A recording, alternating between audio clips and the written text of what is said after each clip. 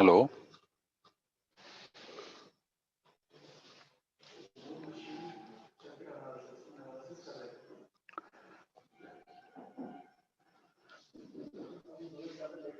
Hello.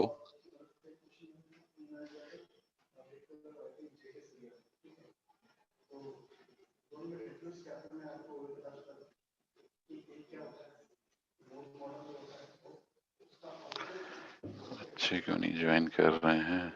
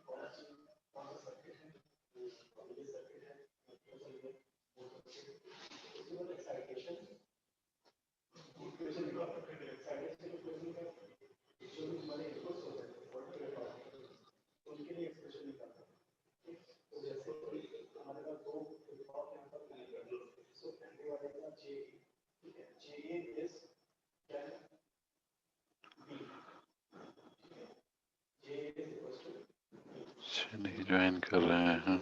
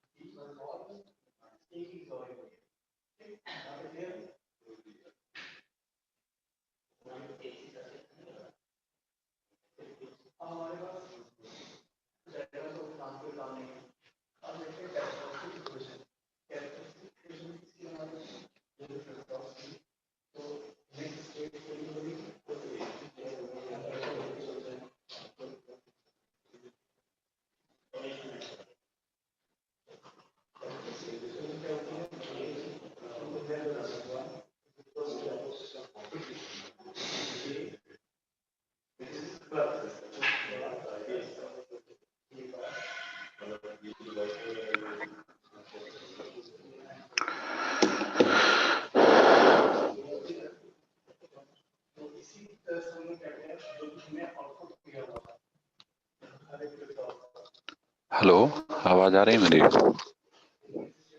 Yes sir.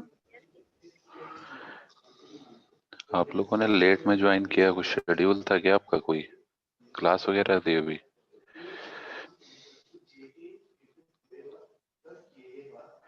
Human values की चल रही थी तो उसके बाद आ रहे हैं। अच्छा अच्छा।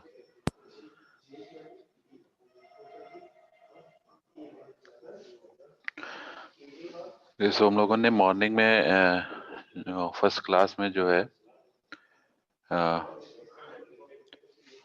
कंट्रोल्ड एक्सेस प्रोटोकॉल के बारे में पढ़ा था। कंट्रोल्ड एक्सेस मेथड जो कि आपका मल्टीपल एक्सेस का सेकंड कैटेगरी है, ठीक है। ये हम लोगों ने डिस्कस किया था। उसमें हम लोगों ने 3 मेथड डिस्कस किए थे।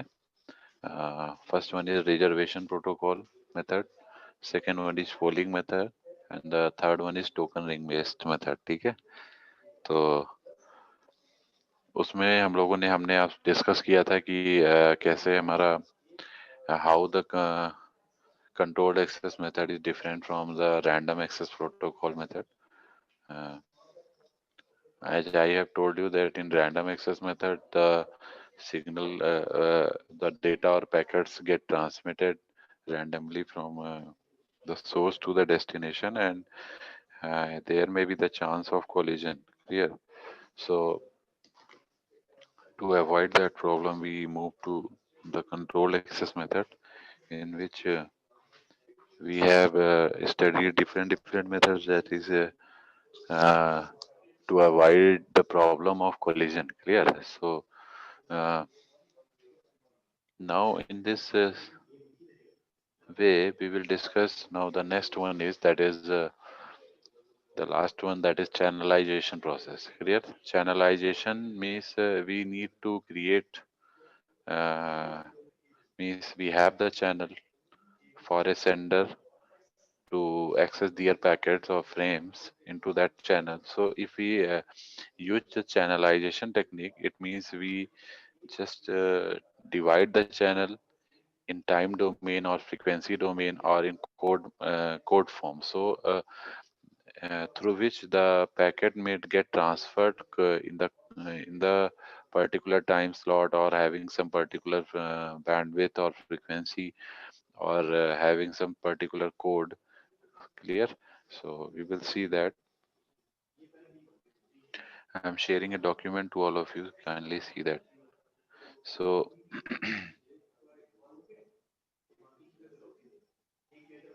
so we can say the data is get access. If we talk about the FDMA scheme, so in FDMA scheme, the data get access from one place to another place, just by dividing the complete channel bandwidth into a different bandwidths to each user. Clear? So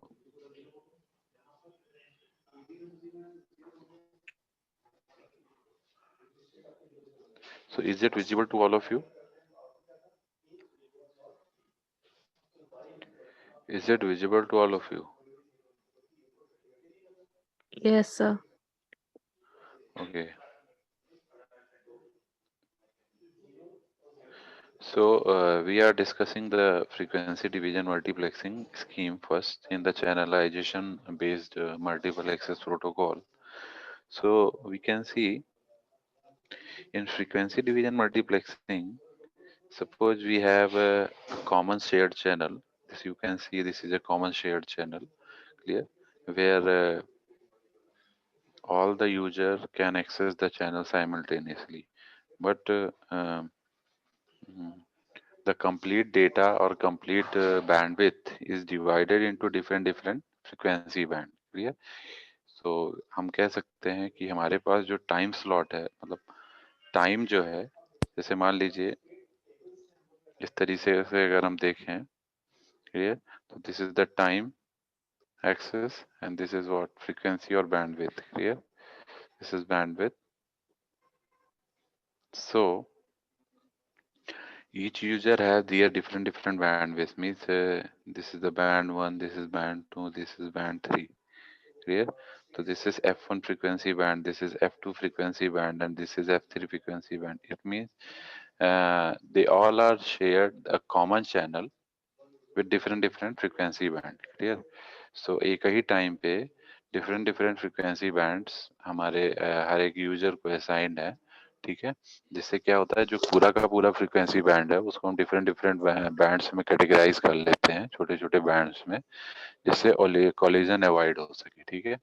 और एक guard band भी insert कराते हैं. We use the guard band in between the two frequency band, तो जिससे कि क्या हो, हमारा कोलिजन ना होने पाए. ठीक है? तो we just provide a guard band in between two frequency band to avoid the collision. Clear? So we can see that जैसे हमारे पास मान लीजिए आप लोग अपनी अटेंडेंस मार्क कर दीजिएगा चैट बॉक्स में. ठीक है? सो जैसे मान लीजिए हमारे पास ये हमारा टाइम एक्सेस है, जैसे ये हमारी टाइम एक्सेस है, and this is the frequency axis. So suppose we have two bands. This is the first band, and then there is another band. Clear? So we cannot start two bands simultaneously. Otherwise, or we can say two stations cannot send the packet simultaneously. yeah, send the frequency band simultaneously. Clear? So in that case the collision may happen. So in between the packets there is a guard band. This is the guard band, this is a guard band. ठीक है? तो ये जो guard band है ये हमारा इन between the packet हम लोग यूज करते हैं to avoid the problem of collision. ठीक है, कोलिजन की समस्या को दूर करने के लिए गार्ड बैंड होता है एफडीएमए प्रोसेस में। Clear? Then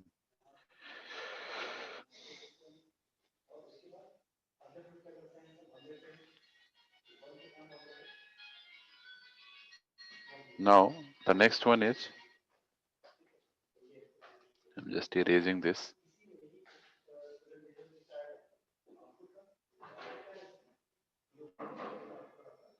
Now we come to the next step.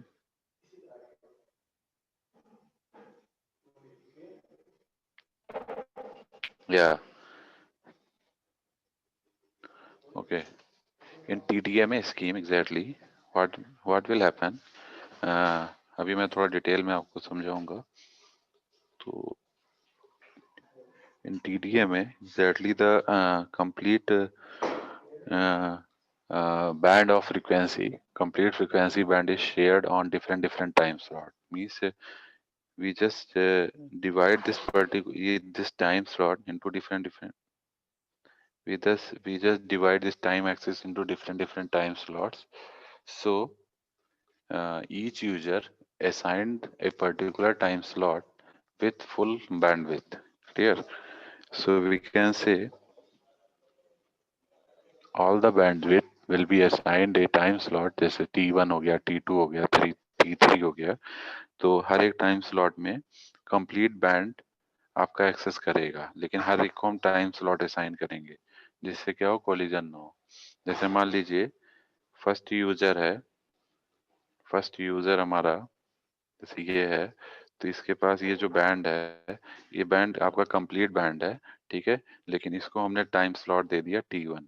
ठीक, सेकंड यूजर है, इसको कंप्लीट बैंड दे दिया टाइम स्लॉट T2। तो ये जो सेकंड यूजर है ये पूरे फ्रीक्वेंसी बैंड को T2 टाइम स्लॉट में ही एक्सेस कर सकता है। ठीक है, या डेटा को T2 टाइम स्लॉट में सेंड कर सकता है। ऐसे ये T3 है, T3 अपना जो डेटा है वो T3 टाइम स्लॉट में, मतलब सेकंड थर्ड यूजर अपना T3 टाइम स्लॉट में उस बैंड को या फ्रीक्वेंसी बैंड को एक्सेस कर सकता है। ठीक है, ऐसे ही आपका T4 है। Clear? So in this way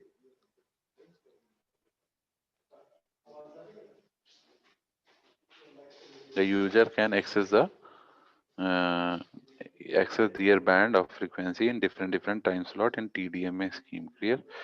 So this is the another way of multiplexing, another method of multiplexing.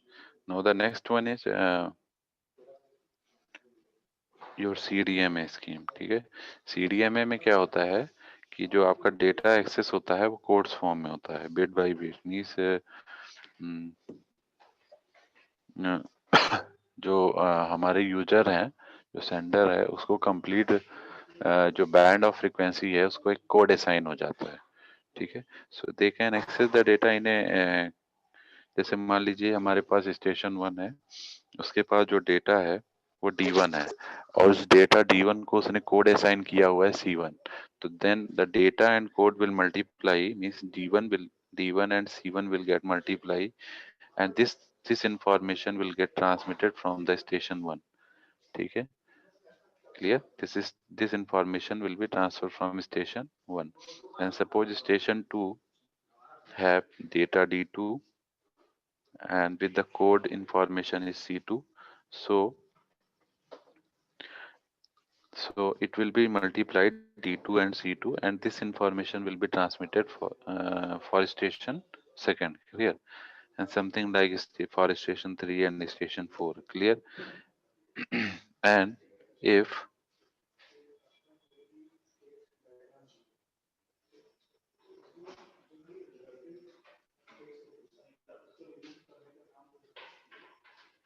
so in this fashion the data may get transferred। Clear? And अभी एक हम आपको एग्जांपल के लिए एग्जांपल लेके भी समझाएंगे। अब आपको एक चीज और इसमें ध्यान रखना है, जैसे मान लीजिए हमारे पास जो मल्टीप्लिकेशन है सेम कोड्स का अगर होता है, मतलब मान लीजिए दो यूजर हैं, एक यूजर है, एक यूजर के पास कोड है C1, तो अगर हम C1 को C1 से मल्टीप्लाइंग करेंगे तो we will get the result that is what 4. This will give you the result 4. Clear? But if you multiply C1 with the different code C2 or C2 with C3 or C1 with C3, then you will get the result 0. It means इसका क्या मतलब है कि अगर हमारा एक code मतलब station 1 का कोड स्टेशन 2 के कोड से कोलाइड करेगा तो कोलिजन के रिस्पॉन्स में क्या होगा कि डेटा हमारा लॉस हो जाएगा। ठीक है, चाहे स्टेशन सेकंड का कोड C2 हो, चाहे स्टेशन 3 का कोड C3 है, अगर ये दोनों आपस में कोलाइड करेंगे तो डेटा आपका लॉस हो जाएगा। तो एग्जैक्टली वही चीज है कि हमारे ये जो डिफरेंट डिफरेंट कोड स्टेशन के आपस में कोलाइड करेंगे तो it will give the result 0, means packet get lost. Clear? But if the same code is multiplied, means C1, this will give you the result 4, C2 will give you result 4, C3 will give you result 4. Clear? So अगर मान लेते हैं हमारे पास station 1 है, station 2 है, तो station 1 ने अपना डेटा जो है, मान लीजिए 4 स्टेशन है, मैं आपको एग्जांपल के तौर पे समझाता हूँ।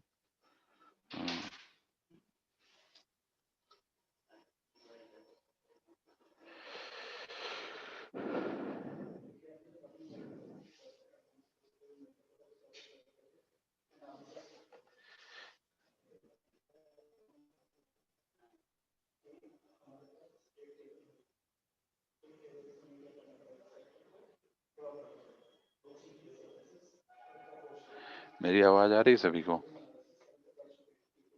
Yes, sir. Okay, I am sharing.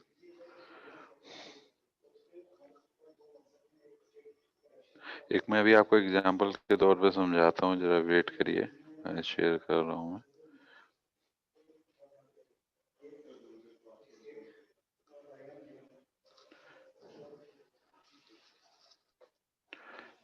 Is it visible to all of you? Yes, sir. Okay, ये मैं आपको शेयर कर दूंगा डॉक्यूमेंट्स में, ऐसे आपको पढ़ने में आसानी हो जाएगी। तो जैसे देखिए ये तो जैसे मान लीजिए हमारे पास 4 स्टेशन है, we are having 4 station. Clear? तो this is station 1, this is station 2, station 3, station 4। ठीक है, स्टेशन 1 जो है उसके पास जो डेटा है वो D1 है। Station 1 is having D1 data with which is assigned A code C1। ठीक है, जिसका कोड हमने C1 दिया हुआ है, तो इसको मल्टीप्लाई करेंगे तो D1 C1 जो आपकी है ये इंफॉर्मेशन है जो ट्रांसमिट हो रहेगा स्टेशन 1। ऐसे ही स्टेशन 2 के पास D2 डेटा है। ठीक है, उसको उसने कोड C2 असाइन किया हुआ है, तो जब वो ट्रांसमिट करेगा तो D2 C2 ट्रांसमिट करेगा। ऐसे ही ये D3 C3 ट्रांसमिट करेगा, दिस इज ऑन में D3 C3, और ये D4 C4 ट्रांसमिट करेगा। क्लियर? तो अब हमें क्या करना है इसमें कि जो टोटल इंफॉर्मेशन हमारी चैनल में ट्रांसमिट हो रही है एट ए टाइम, वो क्या होगी, सबका सम हो जाएगा। Means D1 C1 plus D2 C2 plus D3 C3 plus D4 C4। So that data which is traveled into the channel will be the sum of what D1 C1 D2 C2 D3 C3 and D4 C4. So this is traveling into the channel. This is the data which is traveling into the channel. This is all you can see. Clear? अब मान लेते हैं कि हमारे पास, अगर हमें ये कैसे पता चलेगा कि हम, मान लीजिए C2 है, मान लीजिए स्टेशन 1 है, we have station 1 and station 2। तो स्टेशन 1 ने जो डेटा भेजा है वो अगर स्टेशन 2 को सुनना है कि स्टेशन 1 के पास कौन सा डेटा है, तो वो स्टेशन 2 कैसे सुनेगा? तो उसके लिए क्या करेंगे हम, क्योंकि चैनल में तो हमारा ये वाला डेटा ट्रांसमिट हो रहा है, लेकिन अगर स्टेशन 2 ये जानना चाह रहा है कि स्टेशन 1 के पास कौन सा डेटा है, कौन सा इंफॉर्मेशन है। ठीक है, तो जैसे हम क्या इसको कर ले, क्या करेंगे हम ये जो हमारा चैनल है इसमें हमारा ये कंप्लीट डेटा ट्रांसमिट हो रहा है। तो अगर स्टेशन 2 स्टेशन 1 के बारे में जानना चाह रहा है तो हम इसको क्या करेंगे, इस पूरे डेटा को हम उस पर्टिकुलर कोड से मल्टीप्लाई कर देंगे। मैं आपको दिखा देता हूँ आगे। तो ये जो कंप्लीट डेटा है,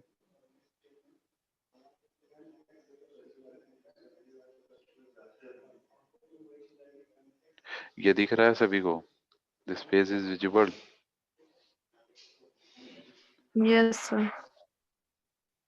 हाँ, इसलिए आपको मैं समझा देता हूँ। इसमें पूरा न्यूमेरिकल सॉल्व है। देखिए, कहने का मतलब क्या है, ये हमने आपको बता ही दिया कि वी हैव स्टेशन 1 का डेटा D1 को हमने कोड दिया C1।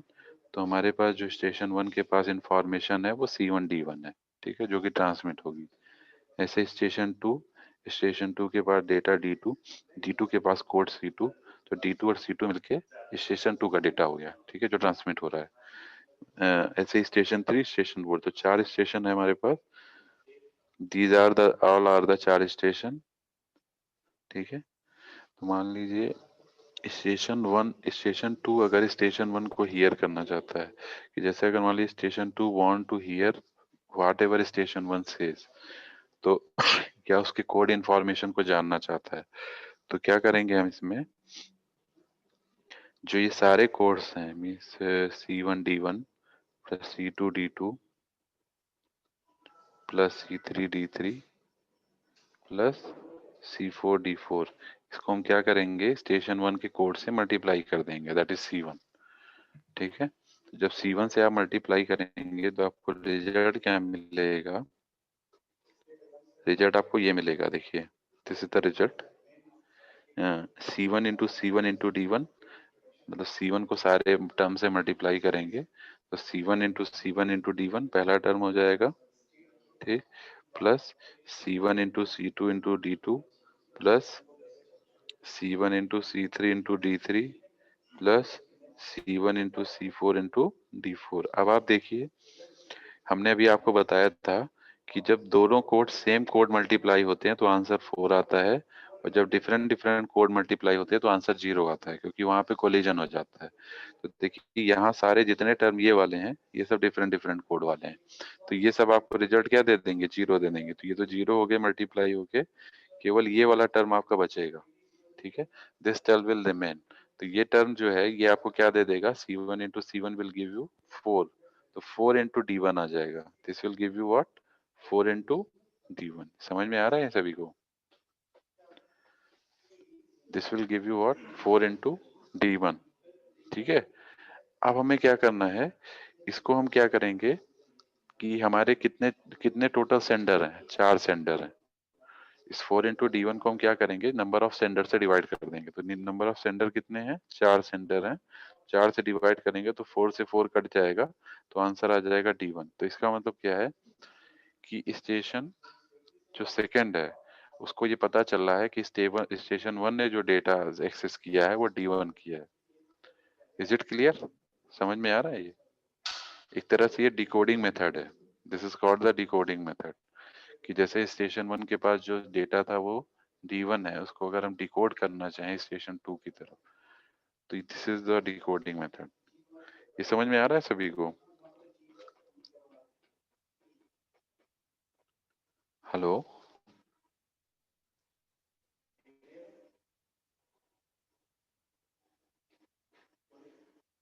हेलो,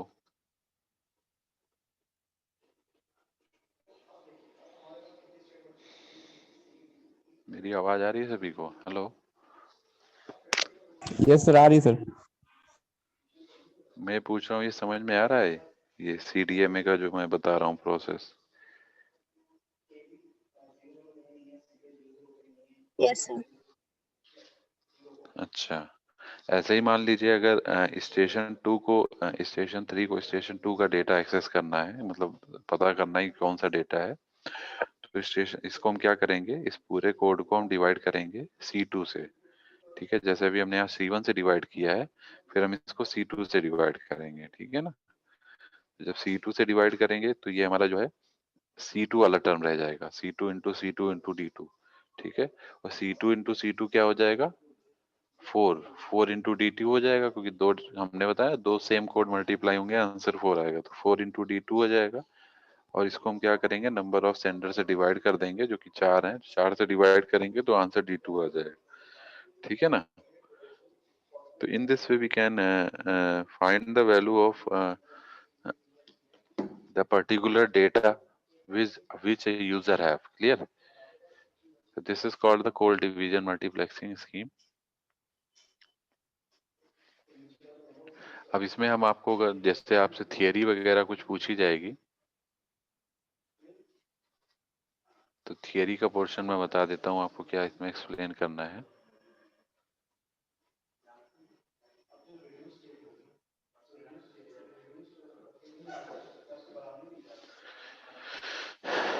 थोड़ा आपको समझा देता हूँ।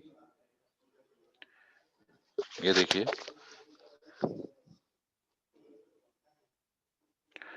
जैसे चैनलाइजेशन की डेफिनेशन इसमें गिवन है। Channelization is a multiple access method in which the available bandwidth of a link is shared in time.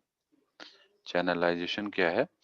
It is a multiple access method in which the available bandwidth of a link is shared in time, frequency और code between different station।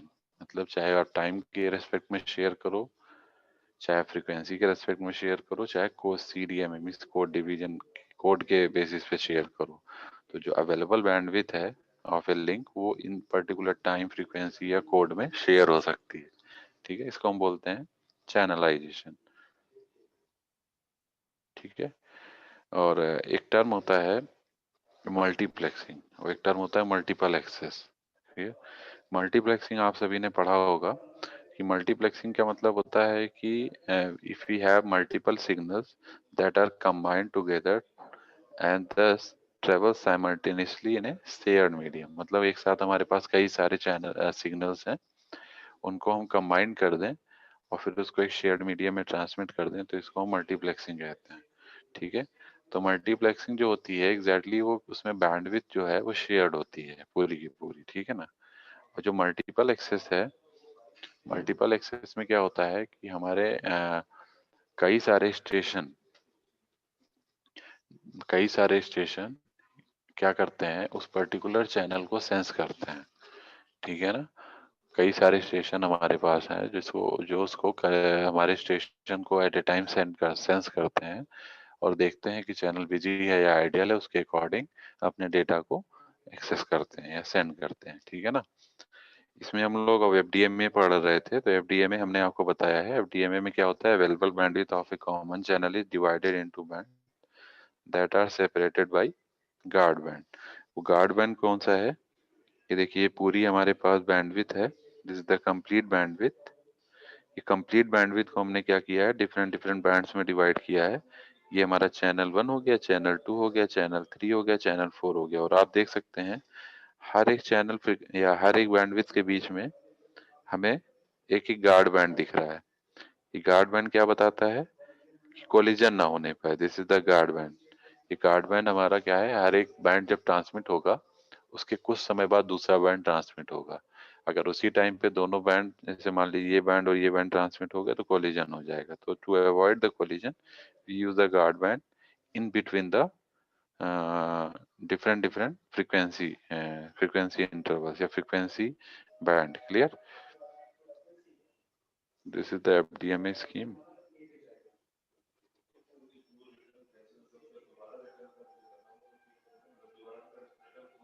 Now sir sir आप hello. ये note classroom पे डालेंगे?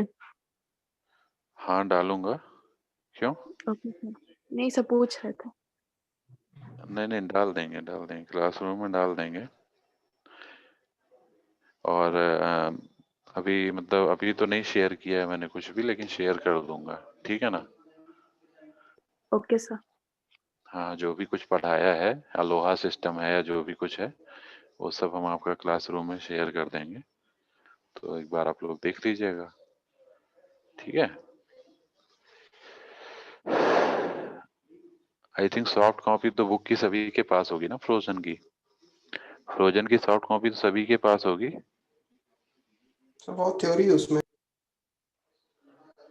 हाँ theory तो है, लेकिन ये है कि जो आपका सिलेबस डिजाइन है वो फ्रोजन से ही है, ये बात आपको पता होगा। जो सिलेबस यस सर। डिजाइंड है वो फ्रोजन की बुक से ही है, तो आपको मतलब वही कंटेंट उसी तरह से फॉलो करना है। हाँ ये जरूर है कि हम आपको थोड़ा सा अब ऐसे कुछ कंटेंट दे देंगे जिससे आपको पढ़ने में आसानी हो जाएगी, ठीक है, और समझाने वाला काम हम कर देंगे आपको, ठीक है ना।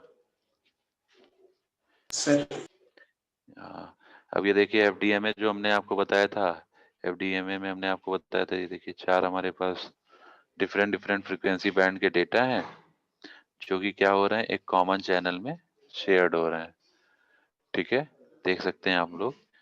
और ये देखिए जैसे हमारा ब्लू कलर है, blue colour is the different frequency band, yellow color is for second station data, and this is for third station data, and this is for fourth station data. All are having some different different frequency band, clear। लेकिन ये सब क्या है, ये common channel में eight ए time access कर रहे हैं, एट ए टाइम एक पूरा का पूरा चैनल एक्सेस कर रहे हैं, ठीक है ना, ये चीज ध्यान रखिएगा। लेकिन सबकी फ्रीक्वेंसी डिफरेंट डिफरेंट है, ठीक है। और ऐसे ही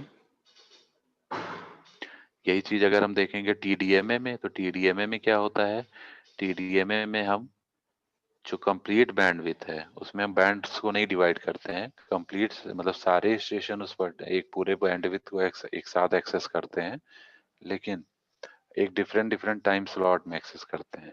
तो जो ये जो हमारी जो एक्स एक्सिस टाइम स्लॉट की है, वहां पे ये टाइम डिवीजन हो जाएगा, मतलब ये जो अभी हमारा ये प्लॉट इस तरीके से आ रहा है, फिर ये इस तरीके से आएगा, ठीक है। डिफरेंट डिफरेंट टाइम्स, अब हम टाइम को डिवाइड करेंगे। यहाँ पे आप देख सकते हैं ये एक्सिस फ्रीक्वेंसी की है, तो यहाँ फ्रीक्वेंसी को डिवाइड कर रहे हैं एफडीएमए में, ठीक है, लेकिन टाइम हमारा सेम है, टाइम चेंज नहीं हो रहा है, ठीक है। लेकिन जब हम बात करेंगे टीडीएमए की, तो हम क्या करेंगे, टाइम वाले एक्सिस को डिवाइड करेंगे, तो ये हमारे डिफरेंट डिफरेंट टाइम स्लॉट है, T1 T2 T3, ठीक है, लेकिन फ्रीक्वेंसी सबकी सेम है, frequency will not change. Means कहने का मतलब ये है कि जो कंप्लीट फ्रीक्वेंसी बैंड होता है वो हर एक स्टेशन को हम असाइन करते हैं, हर एक स्टेशन या यूजर के पास रहता है, लेकिन वो हर एक डिफरेंट डिफरेंट टाइम स्लॉट में उस फ्रीक्वेंसी बैंड को एक्सेस कर सकता है। This is what TDMA. अभी आगे आएगा, ठीक है। तो डायग्राम आपको ध्यान रखना चाहिए, डायग्राम वगैरह पूछे जाते हैं पेपर में, ठीक है।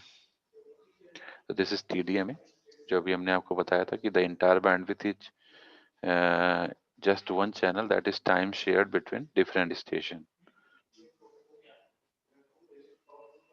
The station share the capacity of the channel in time, ठीक है। And this is the TDMA scheme, you can see this is the TDMA scheme, means all have different different time slots to access the complete bandwidth, ठीक है। तो ये देख सकते हैं आप, हर एक अलग अलग टाइम स्लॉट पे हमारी टोटल बैंडविड्थ शेयर हो रही है। सीडीएम में भी हमने आपको बताया था, इन सीडीएम में one channel carries all transmission simultaneously, ठीक है। हमारा जो ट्रांसमिशन होगा वो एक चैनल पे साइमल्टेनियसली होगा, ठीक है। One channel carries all transmission, एक ही चैनल पे पूरा ट्रांसमिशन एक साथ होगा, ठीक है। CDMA differs from FDMA because only one channel occupies the entire bandwidth of the link. It differs from TDMA because all stations can send data simultaneously. There is no time sharing. ये भी ध्यान रखना आपको, TDMA से कैसे different होता है कि सारे स्टेशन डेटा जो है साइमल्टेनियसली ट्रांसमिट करते हैं with their code and data multiplication, ठीक, और कोई भी टाइम शेयरिंग नहीं होती है। हम यहाँ अलग कैसे करते हैं, डेटा हमारा कोलाइड क्यों नहीं करता, क्योंकि हर किसी के डेटा पे कोड असाइंड है, वो कोड क्या होता है, अलग होता है।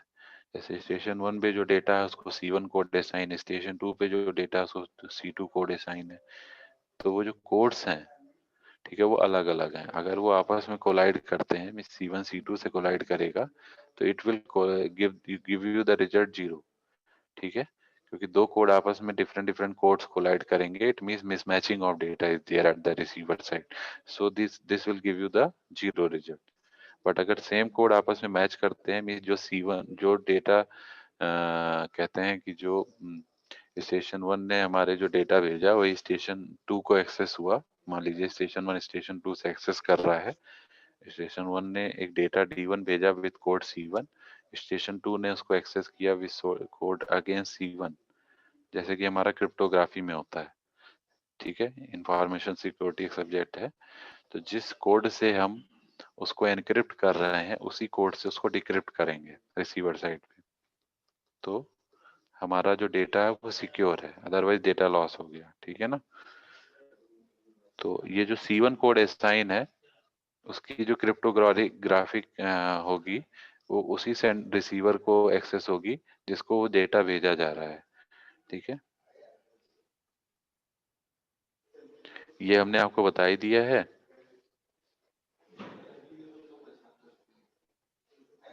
ये सारी चीजें हुई। अब आपको किसी को इसमें कोई डाउट है? हेलो, CDMA स्कीम में किसी को डाउट है?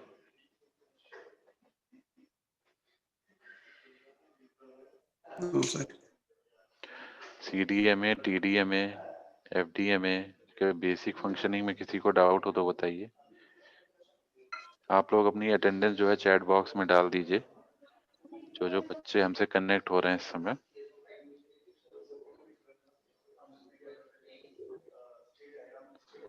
जो जो बच्चे कनेक्ट हो रहे हैं सब लोग अपनी अटेंडेंस चैट बॉक्स में डाल दीजिए। मैं अभी आज आपको ट्यूट भेज देता हूँ, ट्यूट 3rd। ठीक है, अभी शेयर कर देता हूँ, तो वो भी आप लोग करिए धीरे धीरे। ठीक है। हेलो,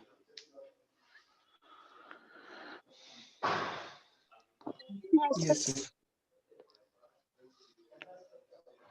ठीक है। किसी और किसी को कुछ पूछना है पूछ सकते हैं।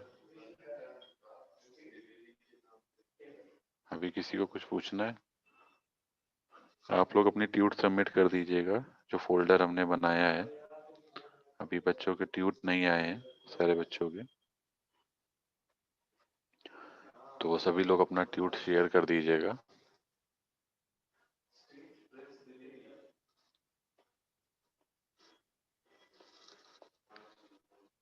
ठीक है।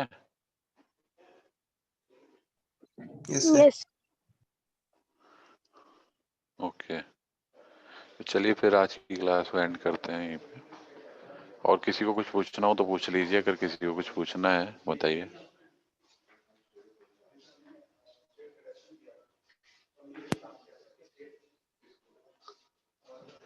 Anyone want to ask anything? Can ask. किसी को कुछ पूछना है? तो अगला जो स्कीम हम लोग का आएगा, अब ये देखिए TDMA हो गया, CDMA हो गया और FDMA हो गया। ये किसका पार्ट है? ये चैनलाइजेशन प्रोटोकॉल का पार्ट है। तो मल्टीपल एक्सेस, मैं थोड़ा रिवाइज करा देता हूँ। तो मल्टीपल एक्सेस हमारा 3 पार्ट में डिवाइडेड था। पहला रैंडम एक्सेस, दूसरा कंट्रोल्ड एक्सेस, तीसरा चैनलाइजेशन। तो जो हमारा रैंडम एक्सेस था उसमें 3 स्कीम थी। स्लॉटेड, ये हमारा एक तो हो गया जिसमें हम लोगों ने प्योर एलोहा स्लॉटेड एलोहा पढ़ा। दूसरा हो गया CSMA में हमारे पास CSMA CD और CSMA CA हम लोगों ने पढ़ा। ठीक है, इसके बाद आता है हमारे पास कंट्रोल्ड एक्सेस। कंट्रोल्ड एक्सेस में हम लोगों ने पढ़ा रिजर्वेशन प्रोटोकॉल, जो कि आज मैंने मॉर्निंग लेक्चर में बताया था।